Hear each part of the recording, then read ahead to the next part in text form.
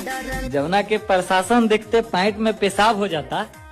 आजकल वो अपना गाड़ी में हूटर रख ले बड़ा सन। एगो नया ट्रेंड चलल बा हमार भाई, सुन लह। जमुना के गली में 4 गो लोग नहीं के चिन्हत।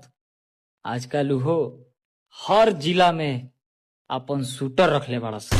साला सस्ता रंगबाज। अरे अंडू पंडू ना बाहुबली उतर मुसलमानी।